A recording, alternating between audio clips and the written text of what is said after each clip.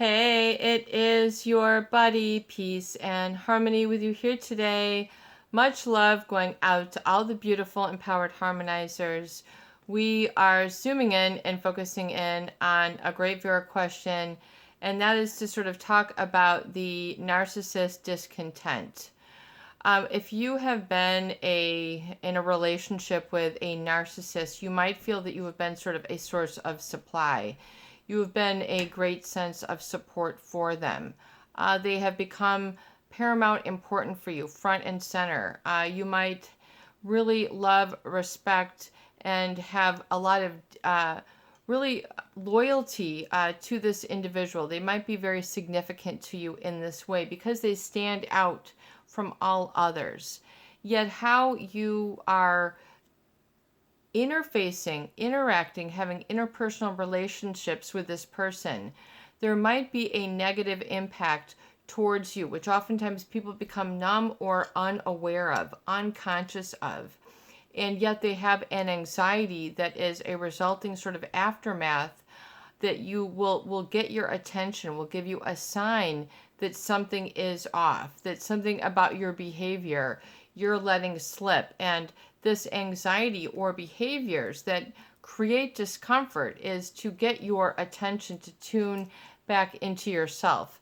Oftentimes that is because there's resulting denial from detaching from this person, meaning detaching from your role, calling it quits, putting in the pink slip. I don't want to be treated this way. I don't want to have this sort of dynamic or role. People come together almost like cogs of a wheel or of a very fine, like a gears of a watch, where a narcissist will sort of want you to do something and then you are complicit. And oftentimes they really will pull you away from what is important to you or where you need to be acknowledged and validated, otherwise known as your boundaries and standards. So if it's a feeling as if there's something that you're always doing that is something wrong, it's because they're just not getting the adulation or that feeding that narcissistic engine, if you will. If like it's like feed the belly, feed the monster, feed the engine. It's time to, feed the coal, because the fire is burning. And when a narcissist fire gets to a certain point, it will burn you. It'll scorch the earth. It'll attempt to burn bridges. This can become very painful to go through this, especially after you've been very supportive and validating towards this individual. The remaining the remaining impact though is for you to re-identify with yourself other than that, and to re-identify that you are more than that you are more than what they treat you to be. So acknowledging and validating that has to sort of come as your inside work and your inner job, meaning it is what it is. So you have to just sort of cut it. You cannot be responsible for rescuing or pacifying or helping the narcissist in a specific way that it really transgresses your normal and appropriate rights and responsibilities. So you shouldn't have to be doing specific things for this individual, especially when it's depleting in nature to you. In other words, where you're always doing the giving, they're never doing the giving. They're always doing the taking. So you're feeling depleted in some way. You need a break. You need a rest. You need to break free. And there's nothing wrong with that. There's nothing wrong with letting go of that need to be loyal to really a sense of self-limitation. And to look at, think like the viewer also said, why is it so much that we are holding ourselves back? And that is a good question, because the narcissist is the one to always, put the bands on you, stop here. They're always trying to put up the travel horse, don't go any further. It's all about me. So if you have put up and shut up for too long, then that's going to compound and it's going to throw you off so that you're not able to come back to your own senses. So you need to really, I would say, with repetition and experience, Resensitize yourself, creating new routines that cause you and help you to feel better. Lighting a candle, turning off the all the noise, listening to just the silence, going outside for some fresh air and just seeing what's going on.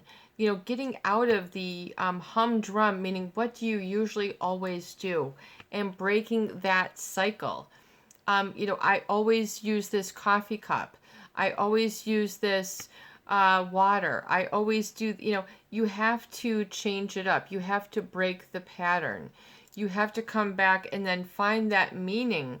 That's not that you're finding meaning in a cup of coffee, but you're needing to re-identify with what call and beckons your expansion, meaning your self-actualization and your ability to become stronger, to evolve, to grow, to self-actualize, to become more and better of who you are, and not just being as a sort of servitude that is meant to be just sort of like a buttress for somebody else. And so coming back to that and becoming comfortable with that, realizing that then you can work on yourself and you can be alone and not become isolated, not become fearful.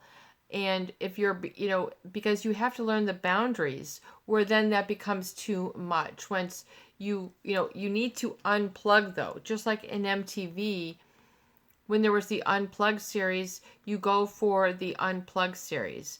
You unplug and detach, and you come to a sense of humility. You don't need to go for all the impress and stress.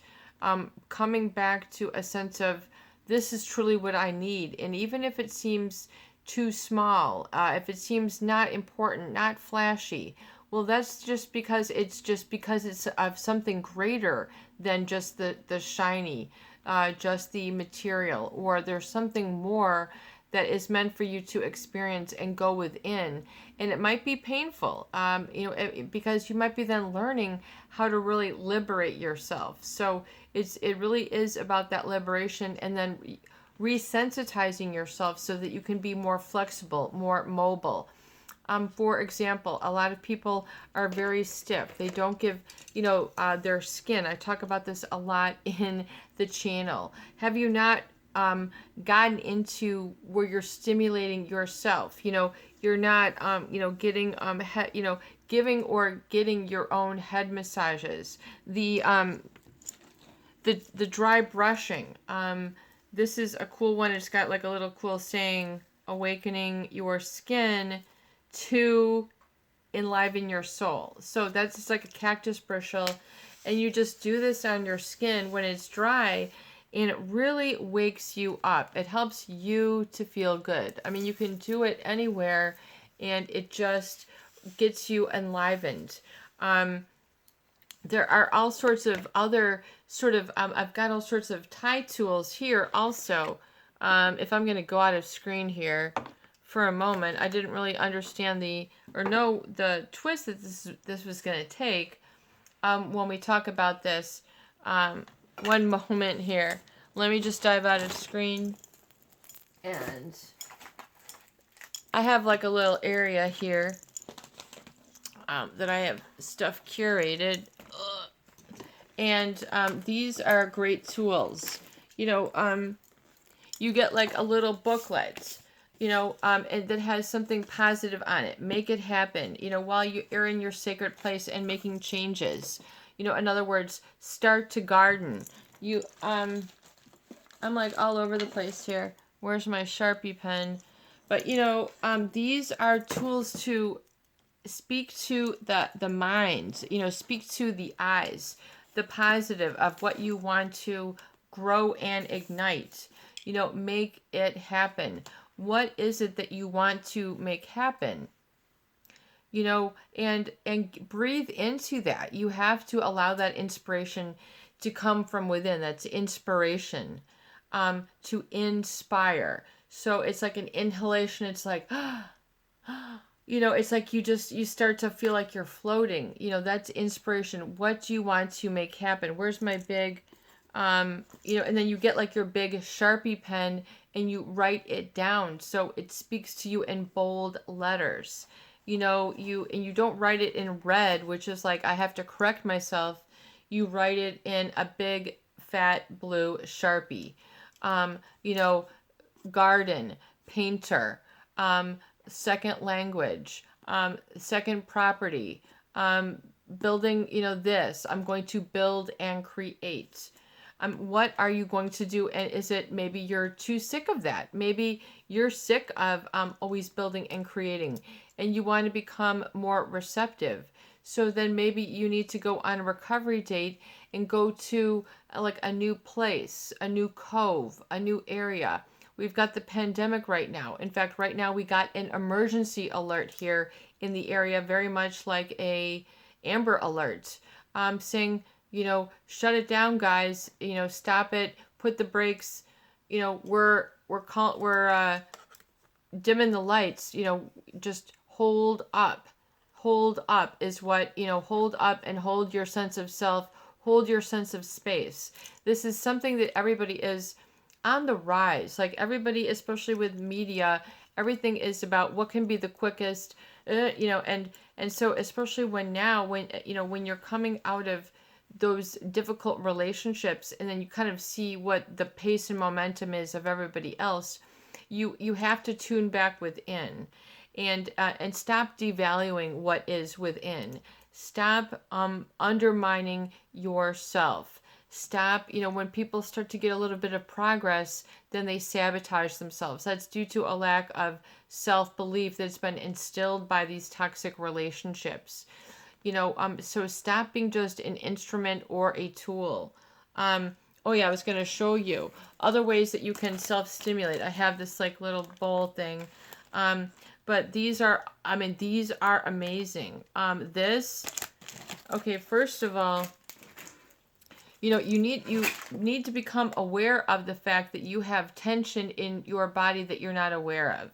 So, for me, oh my gosh, like doing this on the back of the neck, because I had that neck surgery, that you just push it in, and it will limber up, and you can like stretch and roll your neck. You can do this with your shoulders. Why are you so afraid to wake up? Move your hips or your rib cage around. Wiggle your toes. Get alive. Other areas. These are like great tools that I have that can resensitize and make you feel alive again, and then really at more of a space of calm. And not anxiety and avoidance, but just calm. Focusing on one mindset, one feeling state. For this repertoire, let's get calm really good. Like, let's really understand that it's okay not to be reactive in this information age. It's okay not to be on your device all the time and clicking this, and this. It's okay to come to a state of calm and receive, very much like the radio days, but I think you should amp it up a level, especially if you've been sort of, your emotions have been packed down and you're feeling, in those sort of deadened areas. So this thing is so cool. It has these little roller balls, and you can do this once again, and you can do it to areas like in the stomach. If you have like stomach, if you armor up your muscles, like people who are used to always sort of pleasing others, they can start to armor up and always sort of like be on their best behavior. And then there's not a lot of comfort or authenticity. So you need to undo those blocks. I get a lot of, oh my God, especially in my abdomen. My tension is in my abdomen and then in my neck. So those are areas that I work on. Where are the areas for you that you can resensitize? The dry brushing is amazing.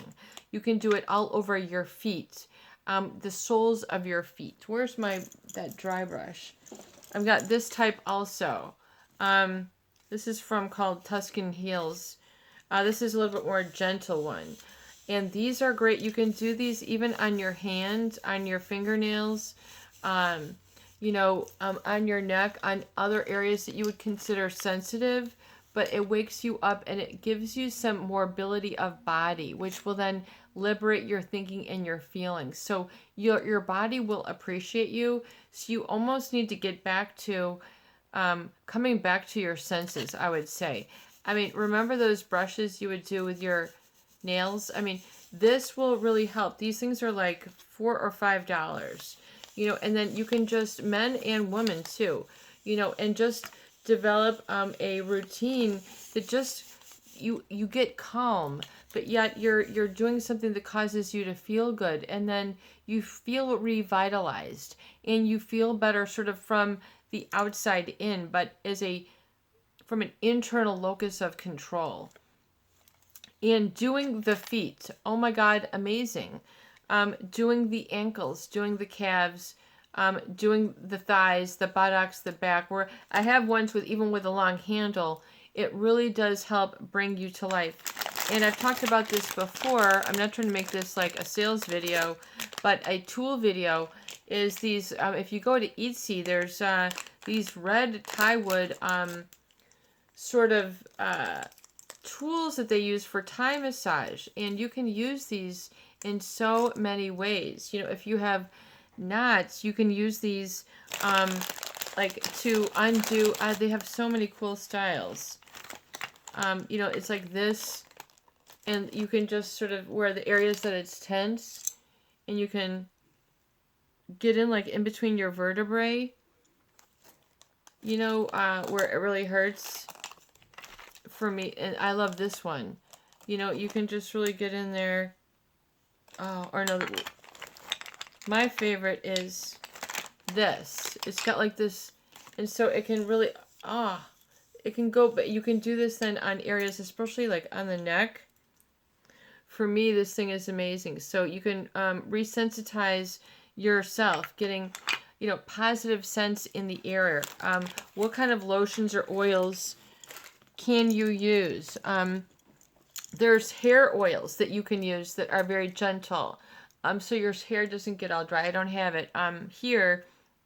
Here's this rose water that you can also sort of spray after you do the dry brushing. There's like sandalwood for men, and just sort of, spray it on you lightly, and you sort of feel revitalized. You feel you have a sense of presence again. So it's building up your own sense of presence, because usually that interchange of being present is a deprived state. You are not fed in that way when you're in a source of supply. You're sort of on a supply state. You're not treated as there's that other dimension or level of where your feelings are existing, and that's usually taboo for a narcissist, because they are not interested.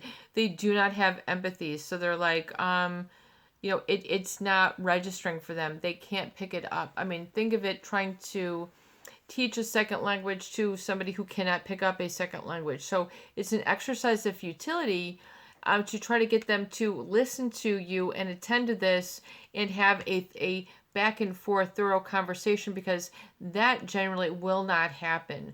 I would say with the cluster B, the narcissist and the psychopath relationships, you will only get the relationships when it's convenient for them. And today people are so busy. I mean, really they are. And I totally get it that sometimes relationships suffer because people have to work overtime, or they have to homeschool, or they have to do a lot more that they didn't do before the pandemic. Things have changed.